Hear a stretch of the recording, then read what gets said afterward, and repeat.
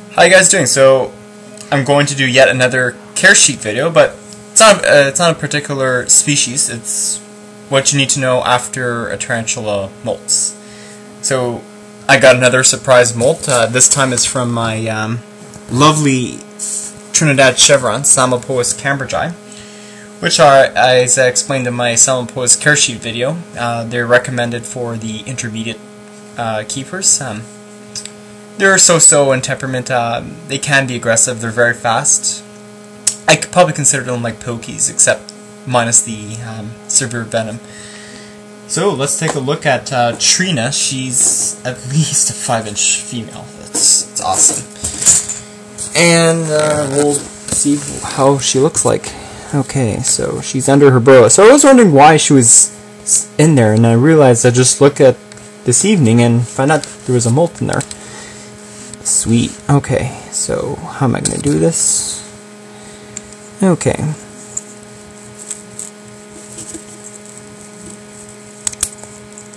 Oh, she's lovely.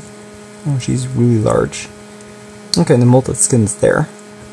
Okay, so when a tarantula molts, as I explained in my molting video, is that it turns upside down and literally pulls its old skin off of it, kind of like changing clothes. So at this stage, there's one important factor that you need to know: humidity. You always have to keep the tank very, very moist, because this facilitates the tarantula when it molts. That way it can have an easier time. If it's really, really dry, such as the case of my baby pink toe, it lost hydraulic pressure, so it lost a lot of fluid, so it became severely dehydrated, and she almost died, but luckily I saved her in a nick of time by putting her in an ICU. That's why I had an ICU video of her before my videos were hacked.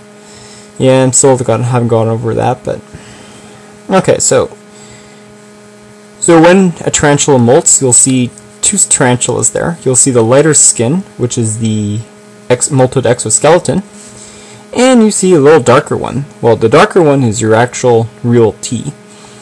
So what you do is very, very simple. Just give it plenty of water. Note that you should not handle it or feed it or transfer it, because it's freshly molted and it's very, very volatile and very, very soft to handle. Yes, so what you do is you just give it plenty of water and don't feed it for at least a week. You'll know when a tarantula is fully hardened by checking the color of its fangs. Usually when a tarantula is freshly molted, as I probably shown you in my Lasiodora difficilis molting video from early this morning, you saw her fangs were like a whitish to reddish color. So when tarantulas molt, they have a really, really white colored fangs and very translucent. So at that stage, the fangs are very, very soft. So if you try to feed crickets to a tarantula just shortly after it molts, it can actually damage the fangs. Yeah, because that means they're really, really soft. So as it hardens, you'll see the fangs change to a reddish color, like a cherry red to a bloody dark red, and then finally to black. So whenever a tarantula's fangs are black, that means it's fully hardened. You can transfer it, handle it at your leisure. Yeah, so basically just don't feed it for a week. For adults, usually they take about a week. For slings, I would say 3 to 4 days, and juvies take about at least 5 days for them to harden. So that's probably wondering why she would never eat. So that's pretty sweet. So I'm pretty happy. It must be molting season this week.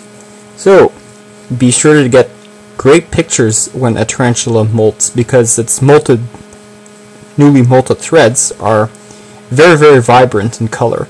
So that's the perfect time to get a molt out of her. And if you want to try to sex it, you just take the molted skin and check for spermatochy. If you have a spermatochy, you have a female. Congratulations. If not, then you got a male.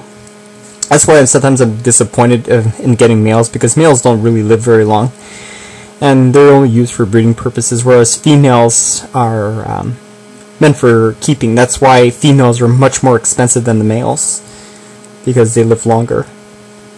So this is Trina, my, I think, 5-inch female Psalmopoeus Cambridgei, Trinidad Chevron. Awesome. Gotta love it.